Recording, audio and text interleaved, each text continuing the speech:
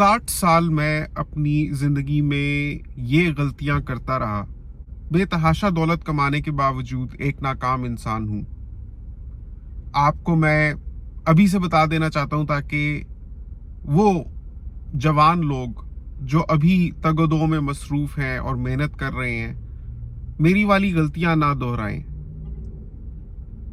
और अपनी ज़िंदगी में कामयाबी को महसूस करें। ये कहते कहते शिराज साहब की आंखें नम हो गई और भीगने लगी। ऐसे लग रहा था जैसे आंखों में आंसू भर आ रहे हैं, लेकिन वो अपने आप को कंट्रोल कर रहे थे कि मुझे ना दिखे। होता है कि इंसान अपने दिल की बात कहना भी चाहता है, लेकिन किसी के सामने रोना नहीं चाहता। अस्सलाम वालेकुम नाजरीन, मैं हूं बिलाल जफर, आप देख रहे हैं हमारा कनाडा। ये जो मैंने अभी अल्फाज कहे हैं, ये मेरे नहीं, ये शिराज साहब के हैं। उनसे मुलाकात हुई थी मिसेस सागा में, हम गए थे, तो वहीं करीब में वो रहते हैं। वहीं उन्होंने मुझे देखा तो पहचाना, तो मुझसे मिलने के लिए आए। कहते हैं कि आपका चैनल मैं काफ़ी अरसे से देख रहा हूं, जब से आप कनाडा मूव हुए थे पाकिस्तान से, तब से आपकी जर्नी हमने देखी है, तो हमें बड़ा अच्छा लगता है आपका चैनल देखकर। तो कहते हैं कि आजकल आपने जो वीडियोस का सिलसिला शुरू किया हुआ है, जिसमें आप कोई मोटिवेशनल इंस्पिरेशनल बात करने की कोशिश करते हैं, आपकी कोशिश रहती है कि कोई ऐसी बात की जाए जिससे माशरे में एक शऊर को बेदार किया जाए और एक पॉजिटिव इंस्पिरेशन सर्कुलेट की जाए, उसको मैं बहुत सराहता हूँ। और उसी सिलसिले में मैं चाहता हूँ कि आपके साथ मैं अपनी कहानी शेयर करूँ, और आप प्लीज़ फील फ्री कि आप अपने चैनल पर इसके बारे में वीडियो बनाएं ताकि लोगों को इससे इस्तिफादा हो। तो मैंने कहा कि बताइए आप अपनी कहानी। कहते हैं बेटा, मैं कनाडा आया था 25 साल पहले। उस वक्त मेरे 2 बच्चे थे, बेटा फरहान और बेटी फारिया। और कहते हैं कि जब कनाडा में आ गया तो उसके बाद हमारा एक और बेटा पैदा हुआ था, उमर। तो फरहान, उमर और फारिया, उनके 3 बच्चे हैं और उनकी मिसेस हैं आमना। मिसेस सागा में रहते रहे काफ़ी अरसे से। अब तो फरहान यूएस में होता है, वो डॉक्टर बन गया है। और फारिया की भी शादी हो गई है, वो कनाडा में ही होती है लेकिन ब्रैम्पटन में। और उमर उनके अभी साथ ही है। कहते हैं कि 25 साल पहले जब मैं पाकिस्तान से कनाडा आया था, तो बेसिक सी हमारे पास सरमाया था।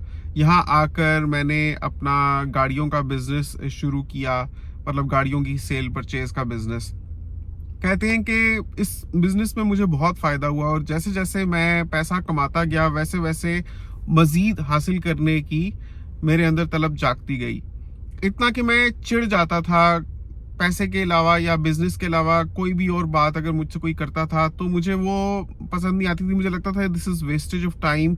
यही वक्त जो मैं इस बंदे को दे रहा हूँ, जो उन बातों में गुजर रहा है जो बिजनेस के प्रोपिगेशन या डेवलपमेंट से मुतल्लिक नहीं है, तो मुझे लगता था कि वो वेस्ट हो रहा है।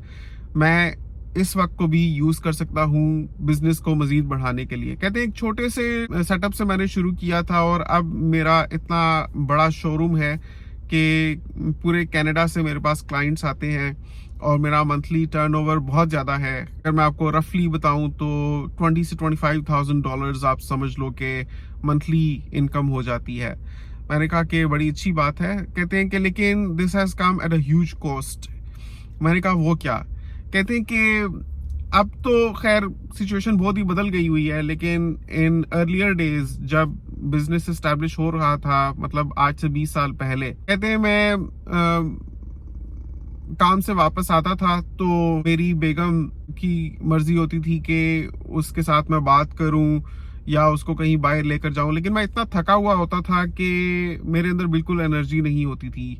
वो कोई भी बात करती थी तो मैं चिढ़कर उसका जवाब देता था, और मोर ऑफ्टन देन नॉट उसको शट अप कॉल दे देता था ताकि मुझे तंग मत करे, क्योंकि मैं फ्रस्ट्रेट हुआ होता था। सारे दिन की जो थकन थी वो मुझे मजबूर करती थी कि मैं रेस्ट करूं, जबकि उसकी ख्वाहिश होती थी कि उसको कहीं लेकर बाहर जाऊं। मेरे अंदर बिल्कुल उसकी सकत नहीं होती थी, तो चिढ़कर मैं उससे बात करता था, नॉन इश्यूज को इश्यूज बनाता था।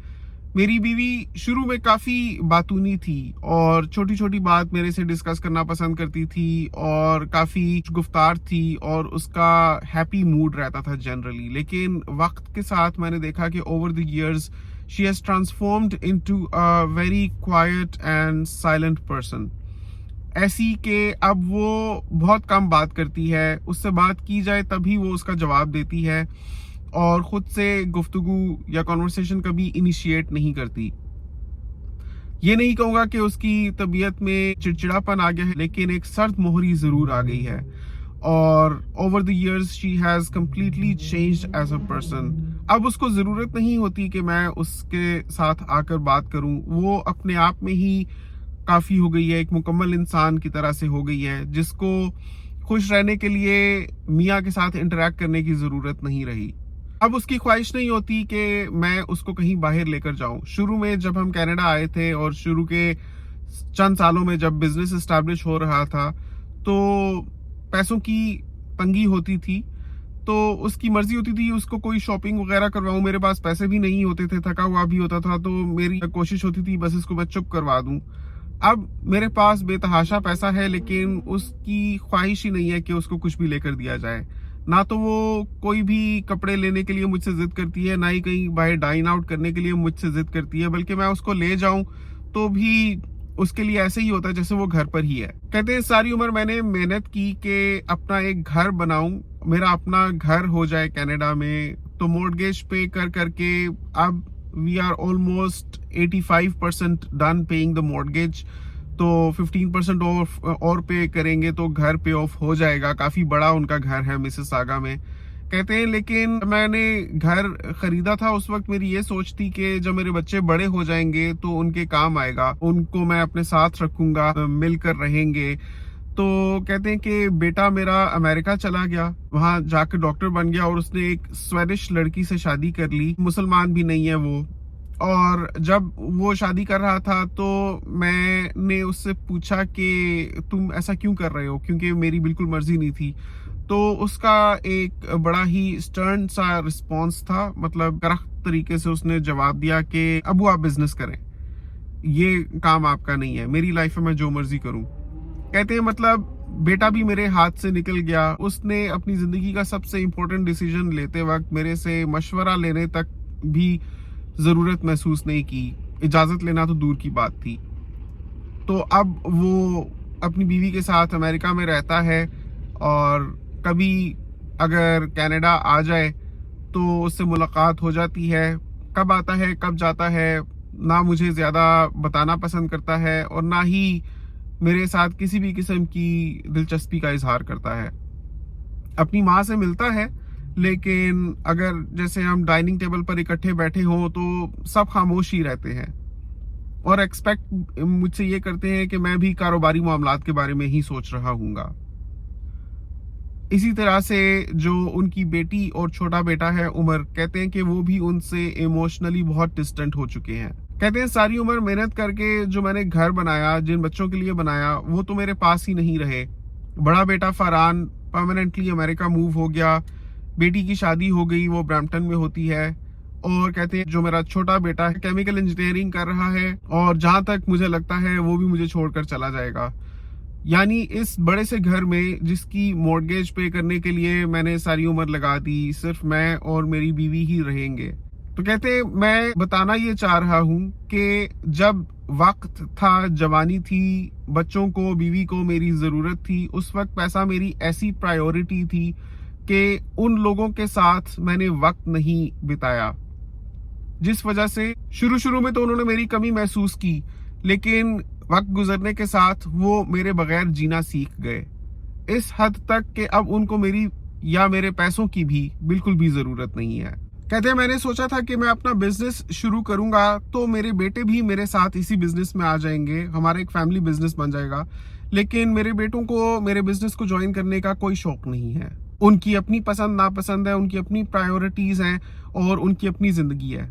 मेरे बिजनेस को ज्वाइन करना तो दूर की बात, कभी ऐसा तक नहीं होता कि अगर मेरी तबीयत खराब हो तो मेरी जगह मेरा बेटा शोरूम पर चला जाए।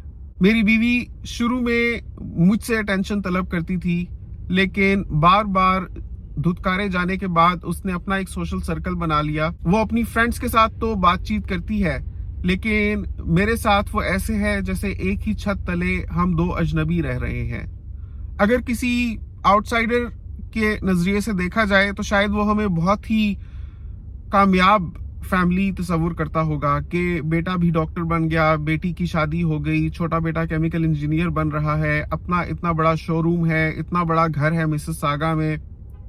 बाहर से लोग देखते हुए रश्क करते हैं कि कितनी जबरदस्त कोठी है इनकी, लेकिन अंदर से हम फैमिली मेंबर्स की आपस में क्या इक्वेशंस हैं वो हम ही जानते हैं। सारी उम्र मेहनत करने के बाद आज जब मैं 60 बरस का हो गया हूँ और मेरे पास पैसा भी है, सब कुछ है, लेकिन मेरे पास ज़हनी सुकून नहीं है, मेरे पास रिश्ते नहीं है, मेरे पास इमोशनल सपोर्ट नहीं है। ये कहते कहते शिराज साहब की आंखें नम हो गई और भीगने लगी। ऐसे लग रहा था जैसे आंखों में आंसू भर आ रहे हैं, लेकिन वो अपने आप को कंट्रोल कर रहे थे कि मुझे ना दिखे।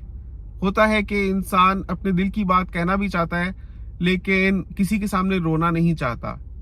उनकी भीगी आंखें देखी तो जब उन्होंने महसूस किया कि मैं गौर कर रहा हूं और उनकी आंखों में बनने वाले आंसू दिखाई देने लगे हैं, तो मुझे कहते हैं कि यार आज इरिटेशन भी बहुत ज्यादा हो रही है। आंखें उनकी ऐसे मलने लग पड़े। कहते हैं कि मौसम चेंज हो रहा है ना, तो जुकाम खांसी वगैरह, तो आंखों में भी एलर्जी वगैरह सी हो रही है। तो बाकी ये कि मेरी कहानी आप जरूर शेयर करना सबके साथ। तो नाजरीन, मैंने आपको जो कहानी सुनाई है, जिस तरीके से मैंने शिराज साहब के ज़बानी ये कहानी सुनी थी, समझ ले कि उसका 10% भी मैं इमोशन उसमें एक्सप्रेस नहीं कर पाया, अपनी कहानी में इंस्टिल नहीं कर पाया कि आपको मैं समझा सकता कि कितनी दिल की गहराई से उन्होंने ये बातें कही थी। और उनका मकसद ये था कि जब वक्त होता है और जो नेमतें हमारे पास होती हैं उनकी हम कदर नहीं करते और हमारी प्रायोरिटीज कुछ और होती हैं। वक्त गुजरने के साथ जो हमारा हदफ होता है, जो गोल होता है, हमें किसी हद तक मिल भी जाता है, लेकिन वो नेमतें जो अल्लाह ने हमें दी होती हैं, जिनसे हम आंखें बंद किए होते हैं और बिल्कुल नज़रअंदाज कर रहे होते हैं, उनका एहसास हमें तभी होता है और उनकी कदर हमें तभी आती है जब वो छिन जाती हैं। शिराज साहब कहते हैं कि अफसोस, जब मेरी प्रायोरिटी ये होनी चाहिए थी कि जो मकसद मेरा है इस दुनिया में आने का, कि मैं अल्लाह की बंदगी करूं और अपनी औलाद को भी सिराते मुस्तकीम पर चलाने के लिए उनको मोटिवेट करूं, मैं बिल्कुल पैसे में ही धंसा रहा, जबकि रिस्क पहुंचाने की जिम्मेदारी तो अल्लाह की है। अगर मैं इतना ज्यादा अपने कारोबार के पीछे पड़े रहने की बजाय बीवी बच्चों को टाइम देता और उनकी इखलाकी तरबियत करने की कोशिश करता, तो शायद आज बच्चे भी मेरे से नजदीक होते। अफसोस के साथ कहना पड़ता है कि मेरे बच्चे नमाज पढ़ते नहीं, बल्कि उनको नमाज आती भी नहीं है। अगर मेरे बेटे फरहान से पूछा जाए कि ईशा की नमाज कैसे होती है, तो शायद वो ये तो बता सकेगा कि उसमें 4 फराइज होते हैं, लेकिन उसको दुआए कनूत नहीं आती होगी जो वितर में पढ़ते हैं। मेरी बेटी फारिया शायद अरबी में लिखी इबारत पढ़कर तो सुना दे, लेकिन उसको ये नहीं मालूम होगा कि कुरान में कुल कितने सिपारे हैं। ये तो महज जनरल नॉलेज के क्वेश्चंस हैं, ये तो हर एक को वैसे ही पता होना चाहिए, एक ऐसे मुसलमान को जो दिन में नमाज पढ़ता है या कुरान पढ़ता है। अगर उनसे कोई इस्लामी किस्से पूछे जाएं या गज़वात की कॉन्टेक्स्ट पूछे जाएं, तो वो तो सिरे से ही पैदल हैं, उनको किसी किस्म का नॉलेज नहीं है। अब जब मैं इन सारी चीज़ों के बारे में सोचता हूँ, तो मैं सोचता हूँ कि इनकी जो अगली नस्ल है उसमें ये कहाँ तक कोशिश करेंगे इस्लामी नॉलेज इंस्टिल करने की या उनको इस्लाम के रास्ते पर कायम रखने की। बहुत मुश्किल है। अब मेरी कोशिश होती है कि मैं अपने बच्चों के साथ इंटरैक्ट करूं, मैं उनको रोजाना व्हाट्सएप मैसेजेस भेजता हूं, लेकिन मुझे कभी उसका रिस्पॉन्स नहीं आता। मेरी कोशिश होती है कि मैं हफ्ते में ज्यादा नहीं तो कम से कम 4 से 5 बार तो अपनी बीवी को बाहर लेकर जाऊं, बाहर से खाना खिलाऊं, उसको शॉपिंग करवाऊं, लेकिन उसका रवैया बताता है कि अब उससे फर्क नहीं पड़ता। अब तो वो ऐसे बदल चुकी है कि मैं दूसरी शादी भी कर लूं तो उसको फर्क ना पड़े। तो शिराज साहब मेरे कंधे पर हाथ रखते हुए कहते हैं, बेटा, असल मीरास और असल चीज जिसके लिए तुमने मेहनत करनी है जिंदगी में, वो रिश्ते हैं और वो बच्चों की अच्छी तरबियत है। If there was one thing, one piece of advice that I would like to give you would be that, रिश्तों को संभाल कर रखो। पैसा तो आनी जानी चीज है, जितना मुकद्दर में है वो अल्लाह ने देना ही है। कहते हैं हालांकि आज मेरा कारोबार काफी अच्छा है, बहुत वसी हो गया है, लेकिन मैंने जिंदगी में बहुत घाटे भी खाए हैं। मेरा बहुत बड़ा नुकसान हुआ था स्टॉक मार्केट में। तो कहते हैं कि कारोबार के बारे में इतनी फिक्र करने के बावजूद मैं उस नुकसान को होने से बचा तो नहीं सका। तो क्या पाया मैंने? कहते हैं कि आज मेरे पास पैसे की फरावानी है, लेकिन जिंदगी बहुत बेमकसद सी महसूस होती है और अपना आप बहुत भारी महसूस करता हूँ। ऐसे लगता है दिल पर बहुत बड़ा बोझ है और मौका मिले तो फूट फूट कर रहूं, ज़ारों कतार रहूं, लेकिन ऐसा करके भी मेरे दिल का बोझ हल्का नहीं होता। शुरू में मॉर्गेज पर घर लिया था विद टंग इन चीक, सोचा था कि ऐसे मुल्क में अब इसी तरीके से घर लेना पड़ेगा, लेकिन अब सोचता हूँ कि सारी उम्र मॉर्गेज पे कर कर के भी क्या हासिल किया मैंने। बेटे तो मेरे साथ रहे नहीं, अगर हम दोनों को खुद ही रहना था तो हम तो किराए पर भी कहीं रह सकते थे।